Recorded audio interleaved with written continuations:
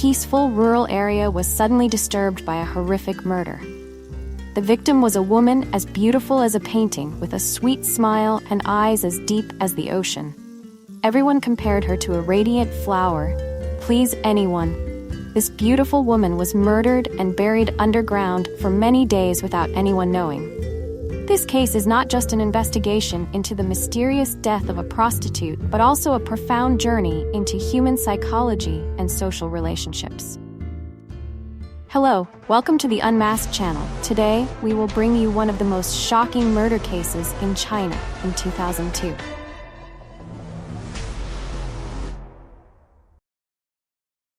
Sunday, June 16, 2002. Zhu Mingtai, along with his friend Wang Haitu, went to the orchard behind their house to dig for worms to go fishing.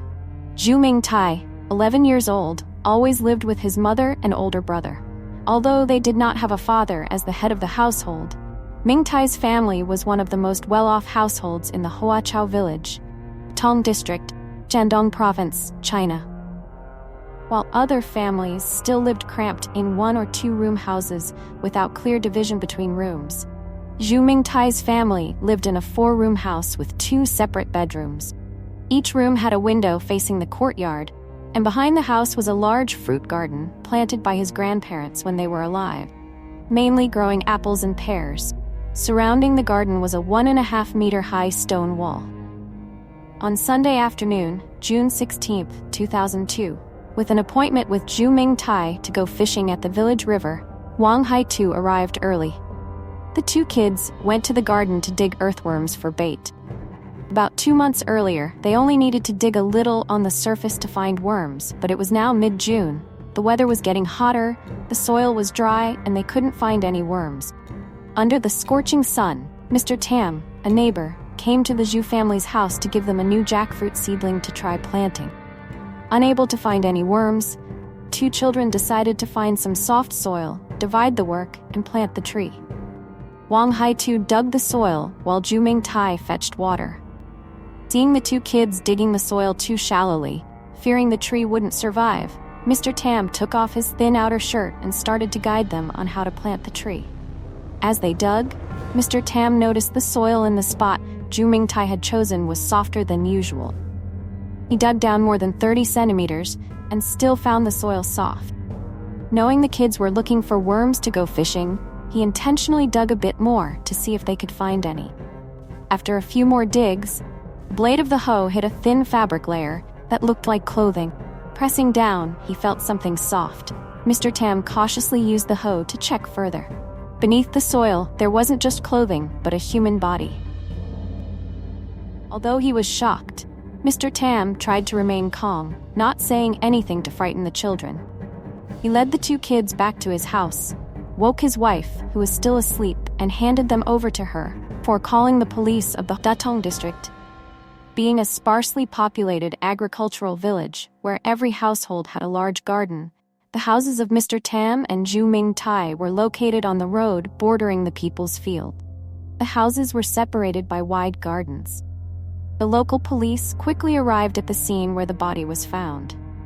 They cordoned off the area and continued to dig, bringing the body to the surface. Within 20 minutes of arriving, the local police had retrieved a decaying female body that smelled foul.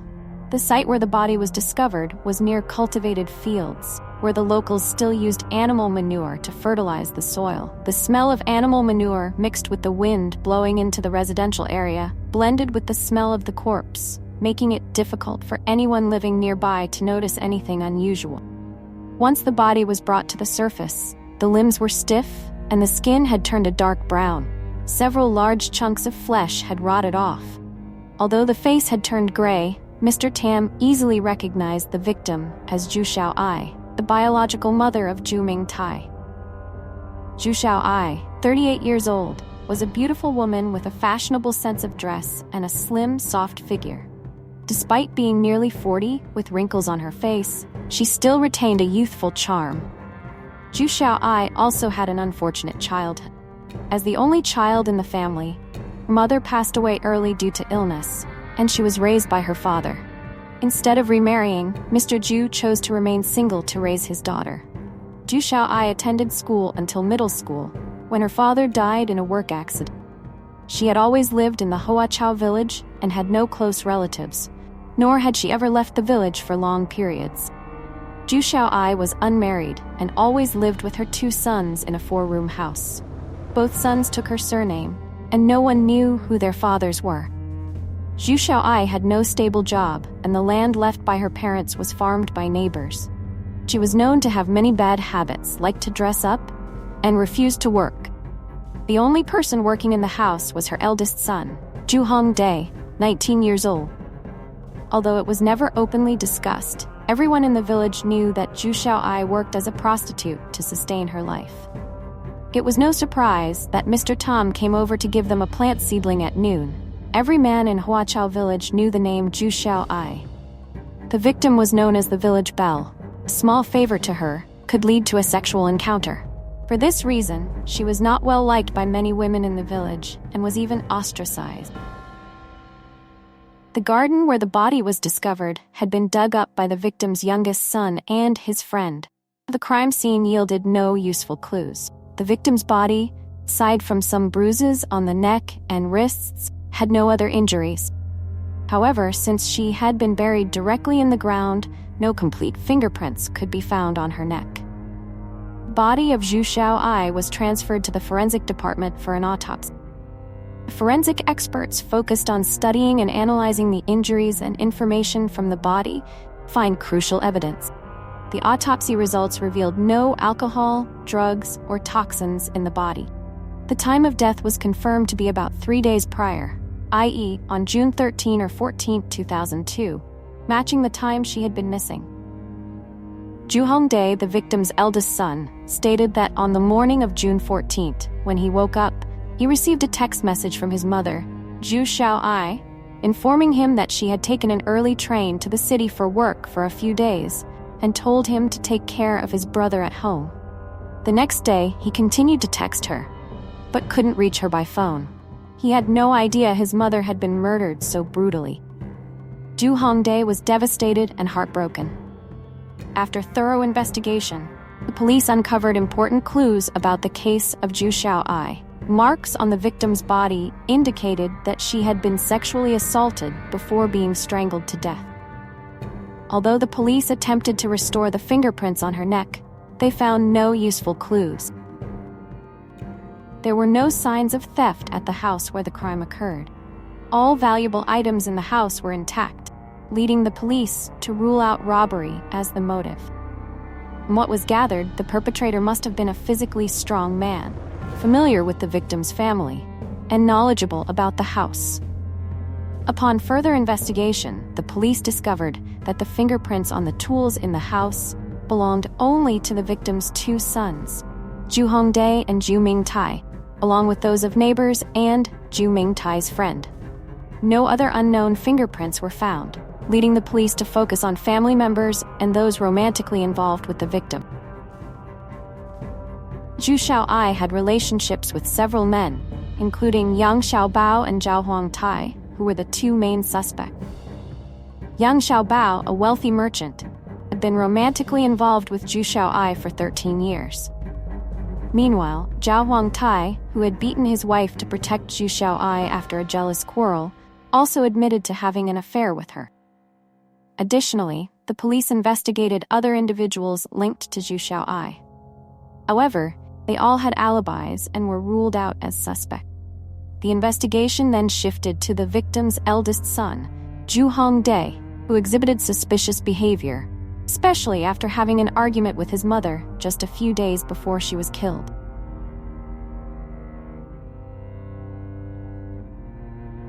Ju Hongdae, 19 years old, was the first son of the victim, Ju Xiaoai. When she gave birth to Ju Hongdae, she was only 19. No one knew who his father was. Growing up in a fatherless family, Ju Hongdae faced many challenges from a young age. He was constantly mocked by his peers and never had a close friend in 19 years. Although he was considered a good and studious child, Ju Hongdae had an unappealing appearance. Dark skin, large eyes, thick eyebrows, and fierce-looking face made him disliked by others. Although he was a good student and very studious, Due to lack of conditions, after finishing secondary school, his mother forced him to drop out of school to work to help his family. At first, Ju Hongdae worked for an agricultural store at the beginning of the village. However, because he was still young, they did not pay him a high salary. Later, a brick kiln was built in Huachao village, and Chu Xiaoai herself asked for help to get him a job in the brick kiln. With a strong, healthy, and agile body, Chu Hongduk was very popular with his boss. Although he really liked working at the agricultural store, he did not dare to disobey his mother. Up to now, he had worked in the brick factory for more than 3 years.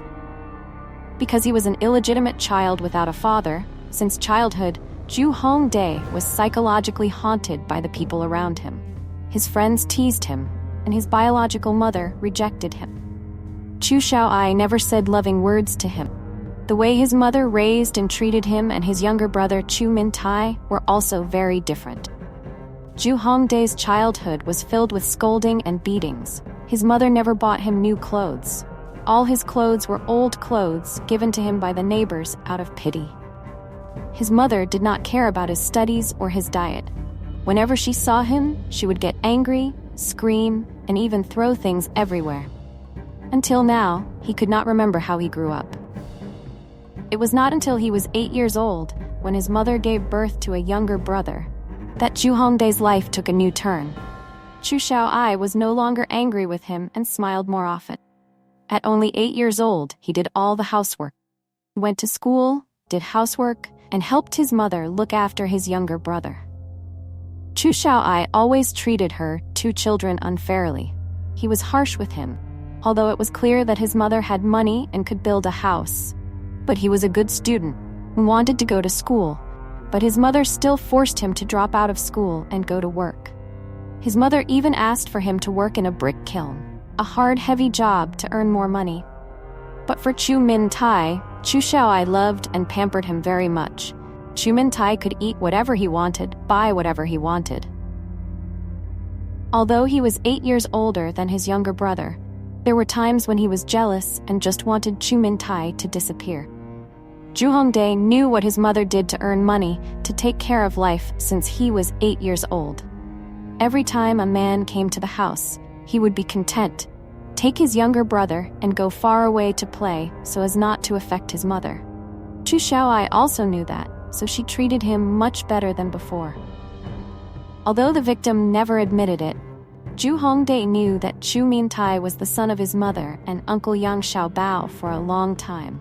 Since his mother gave birth to his younger brother, the villagers have been gossiping. No one has ever come to his house. Only Uncle Bao often comes and goes, and even gives his mother money to spend. In early June 2002, Ju Hongdae told his mother about his intention to quit his job at the brick factory. He did not want to work hard in the brick kiln anymore, but wanted to go to the city to find a more stable and leisurely job. However, Chu Xiaoai did not agree. Chu had a big argument. During the argument, the victim accidentally revealed Ju Hongdae's background. The secret of Ju Hongdae's life. After Mr. Chu Xiaoai's father passed away in an accident, she had to live alone in the house. Mr. Chu left behind. A man named Zhang, an old friend of Mr. Chu, often came to help her in her daily life. She thought Zhang was really a good person, but she did not expect that he was the one who pushed her life to the end of misery. It was a rainy night, when Chu Xiaoai was only 18 years old. Zhang came, he beat and raped her. How could she resist her weak body, and Zhang tortured her for a long time. Until one day, he learned that Chu Xiaoai was pregnant. Because he was afraid of gossip, he abandoned her and cut off all contact. Chu Xiaoai's life after that was a long series of suffering and torment, both physically and mentally. Becoming a prostitute was the only choice for her to make ends meet. Every time she saw Ju Hongdae, she remembered the haunting face of that man. It seemed that all her hatred in the past was directed at Ju Hongdae. When she was young, Ju Hongdae always thought that because he was ugly and had a big body, while his younger brother was small, fair-skinned, and adorable, his mother favored him like that. But now, he just knew that Chu Mintai was the crystallization of love between Xiao Ai and young Xiao Bao, and he was just an illegitimate child. His existence in this world was something his mother did not want. Zhu Hongdae, the #1 suspect in the case. After many days of secretly following Zhu Hongdae, police finally decided to arrest him for investigation. That was on the evening of June 18th. After finishing his mother's funeral, Zhu Hongdae sneaked out of the house, walked alone from his house to the cemetery to an old grave, took something out of the gap between the bricks. Because he was standing far away, the investigation team did not know what it was, but they thought it could be important evidence in the case. They continued to monitor Zhu Hongdae's every move. From the cemetery, Zhu Hongdae went straight to the river at the beginning of the village. When Chao Hongduk was about to throw the object into the lake, police suddenly came to control him. The item Chao Hongduk wanted to throw into the lake was a cell phone. Through investigation, this cell phone belonged to the victim, Chu Xiao Ai. Under the tough interrogation from the investigation agency, Zhu Hongdae admitted to murdering his biological mother. In his testimony, he recounted the following. On the afternoon of June 13, 2002, the brick kiln where Zhu Hongdae worked had a problem, so the boss let the workers go home early to have a party dinner. Everyone went home to shower and change clothes. Zhu Hongdae also went home.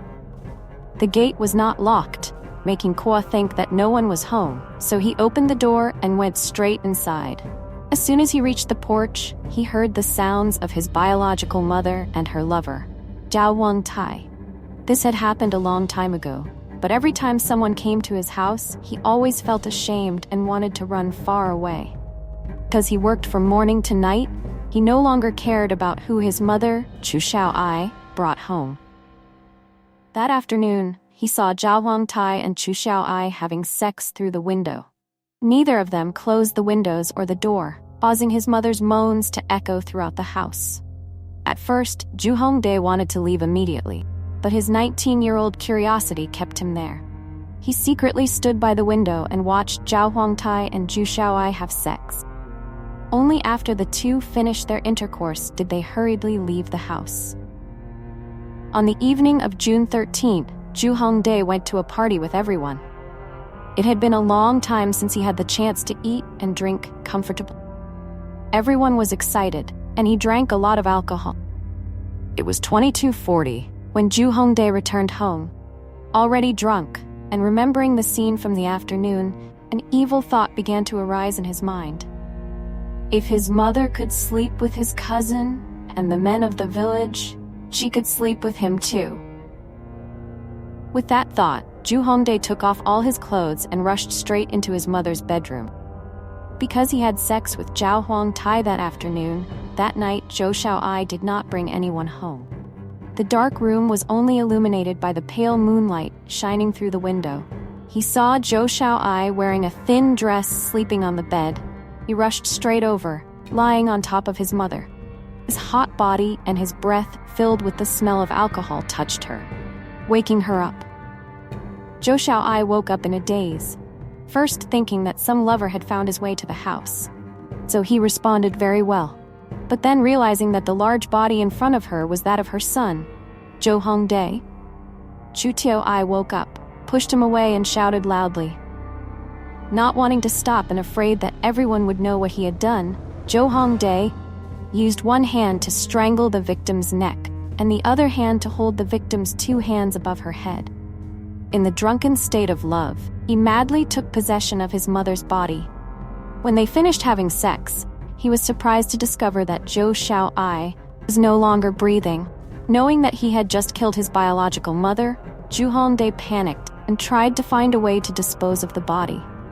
He put the victim's clothes back on, then carried the body behind the house, used a pickaxe, shovel, and crowbar to dig the ground and bury his mother that night.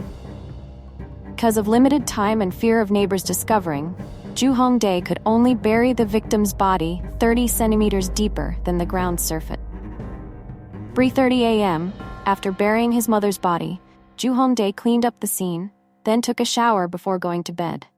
He used the victim's cell phone to pretend to text his own phone, informing his two younger siblings that their mother had taken the 4:30 a.m. train to the city to find work.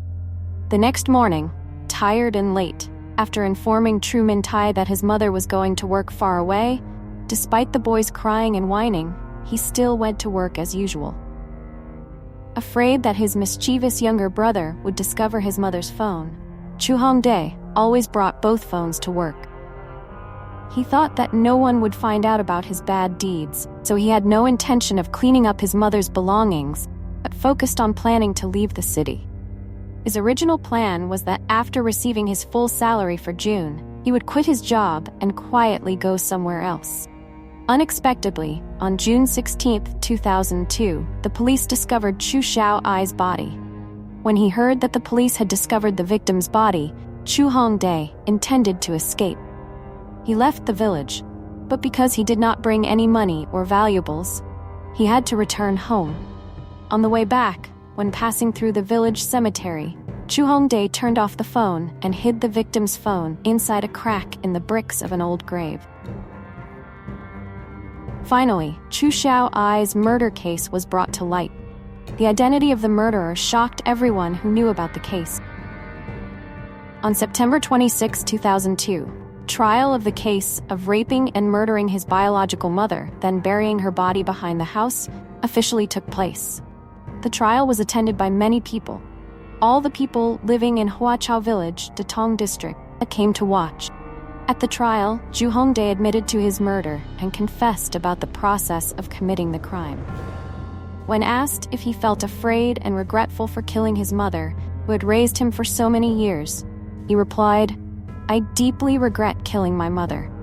I never intended to kill my mother. I never expected that in just a few minutes of being drunk, I could commit an unforgivable crime." He cried like a child right in the court. Although Chu Hongdae was extremely remorseful for killing his mother, jury found that Chu Hongdae's rape and murder of his biological mother was the ultimate crime. He was sentenced to the highest penalty in China. The death penalty is crime.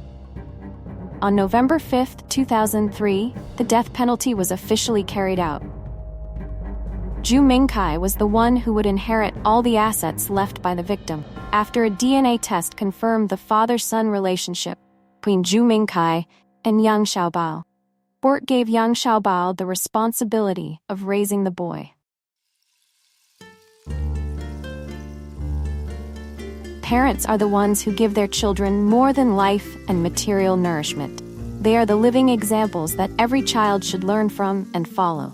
From gentle teachings to persistent and relentless actions, parents are an endless source of motivation for their children's success and happiness. If you want your children to become good people, parents must also be kind and have a deep understanding of morality. Parents are not only the ones who pick up and raise their children, but also exemplary guides and great motivations for their development. A mother's love for her children, often considered unconditional and indiscriminate. However, sometimes the reality is not like that. There are mothers who cannot treat their children fairly and do not give them the same love. Unfair treatment can cause pain and hurt to children. Feelings of abandonment and lack of love can negatively affect their mood and self-confidence. Everyone in this life has difficulties and makes mistakes. However, everything has a solution. A mistake cannot be corrected. If possible, learn to be tolerant. Forgiveness and tolerance not only allow people to learn from their mistakes and improve their behavior in the future, but also help us live a happy life. Thank you for watching this video. Don't forget to like and subscribe to the channel to learn more about real-life mystery.